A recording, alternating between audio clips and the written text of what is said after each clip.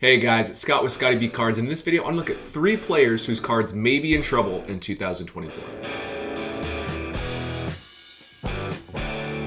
So I like to do these videos before the season starts, and we're kind of almost there, so I gotta hurry and get these out because I have a few of these. But what I'm doing is looking at 3 players who had a place in the hobby over the last 10 years and discussing whether or not their cards are in trouble this year. Basically saying this is a make or break year for these players. I'll explain my thought process. I'll explain why I think it might be troublesome to buy their cards. Most of these are established veterans, which makes sense because as a player gets further in their career, we have all these expectations of a player being a Hall of Fame caliber player, and they just don't make it. So I want to start that off right here. Is this player a Hall of Famer? We can see that he's had some good years. He's had one season over 300, well at 300, and had an OPS plus as high as his 135. He also had a 120 and a 124, but nothing crazy, right? Nothing about this screams Hall of Fame. I know we can't see WAR, but we can see never had more than 21 home runs. Well, this player is Christian Yelich. I just admitted his 2 really big years in the juiced ball era. He broke his kneecap this year and probably could have won MVP for 2 years in a row. Broke his kneecap, was never the same, but he really benefited from the juice balls. We can see he had 36 home runs and then 44 home runs and then back to 12, and he was never the same guy. Obviously, this is 2020, so saying 12 isn't fair, but you get where I'm coming from. And ever since this big peak, his OPS has never gotten over 125 or even 130. This last year was a good bounce back at his age 31 season when he got to a 124 OPS plus, but this year is a make or break year for Christian Yelich. Is he this guy? Can he be this guy he was in 2018 and 2019? Or is he just basically those outlier years due to the juice ball? And I want to just look at his cards and his values and just say, can he maintain value? Is he going to have a Hall of Fame caliber second half of his career? And I'm not convinced. And this year is going to be telling of what's going to be happening. His age 31 season, he really needs to stay healthy and he really needs to put up at least 6 WAR for us to say, okay, he's at 45 WAR through his age 31 season. If he doesn't do that, it's going to be hard for him to have a ton of value. He had 3.6 WAR last year, which is good, but nothing crazy. Zips is from Fangraphs. They expect him to have 2 WAR this year, 1.4 next year, and then 0.9 WAR the following year. What is that? It's about 4.5 WAR. That is not going to cut it for him trying to make the Hall of Fame, and it's going to hurt his card values. So he's a player that really needs to benefit this next year. I want to look at his Hall of Fame statistics. You'll see his 7-year peak. So the way that Jaws works. Jaws takes your total career WAR and your 7-year peak WAR itself in the last 7 years, your best 7 years. Not like consecutive, but total best 7 throughout your career. He's only at 33.8 for his peak. The average Hall of Famer is 41.6, and the average Hall of Famer in left field has 65.1 total WAR, so he's pretty far off. And he's actually averaging 4.6 WAR for every 162 games played, which again is below the Hall of Fame. And he hasn't even hit his mid to late 30s yet. It was usually when this number dropped quite drastically.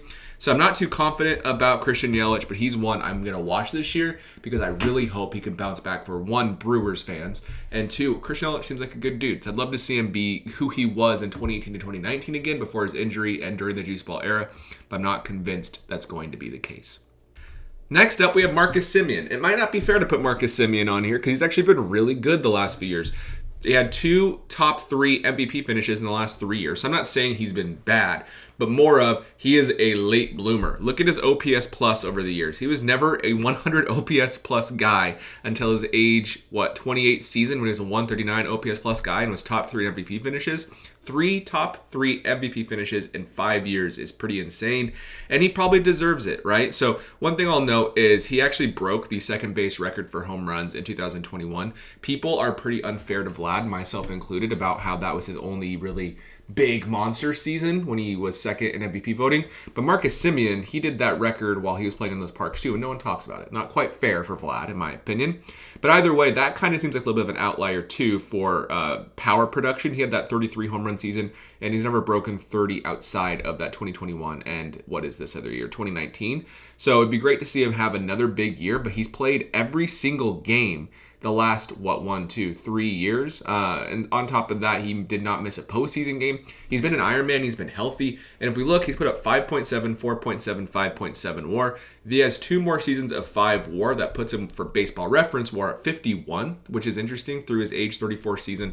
And for Fangraphs, he's actually not doing quite as well with 32. That put him around, 42 WAR. So he has a lot of work to do, but he's one of those players that people are kind of starting to speculate on, and I'm not sure that's smart necessarily, but it's an interesting case study for Marcus Semien. If you look at his Hall of Fame stats, you'll see his actual career peak is about the same, if not better, than Christian Yelich for actual production.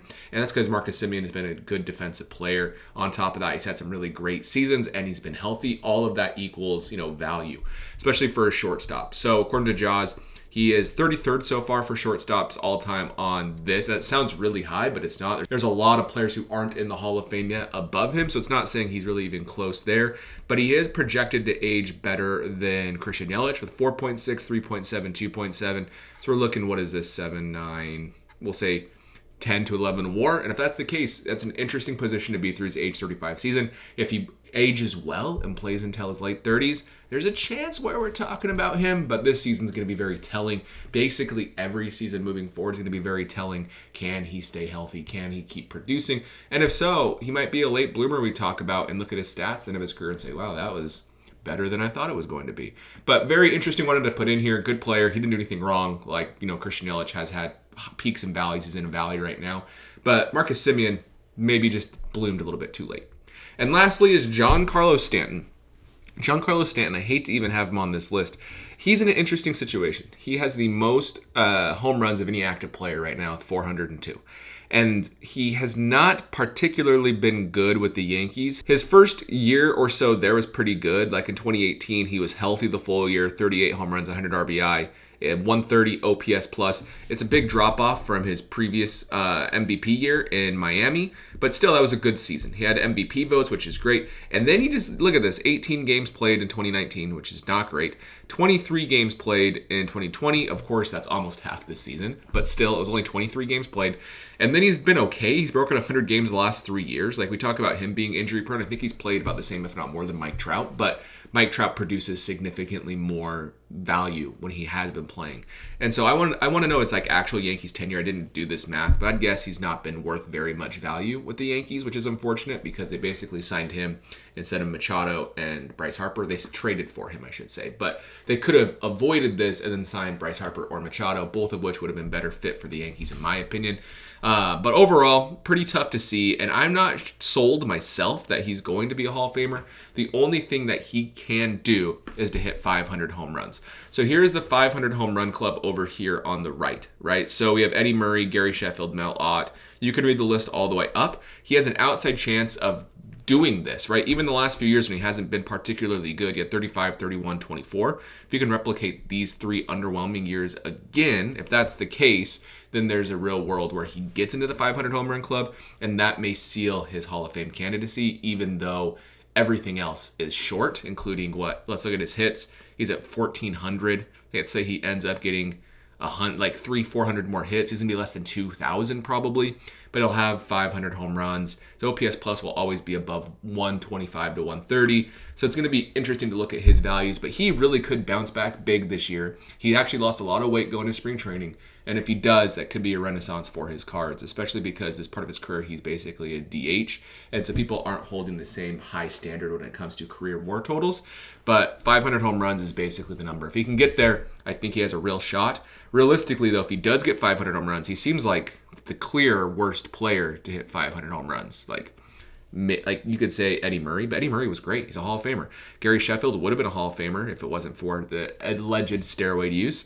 And then Mel Ott was great. Miguel Cabrera was great. So you get the idea. That is what he's holding out to get to this exclusive group. If he does, then that is where he has a shot at Hall of Fame candidacy. So those are the 3 players I wanted to highlight. 3 players that need to have a good year this year for their cards to stay flat or go up. But there's a real chance that they don't and the cards do tumble. So just be careful with these players. Please let me know your thoughts in the comments below. If you like this type of video, I have more I could do these videos on to highlight for good and or bad. And I will see you in the next episode.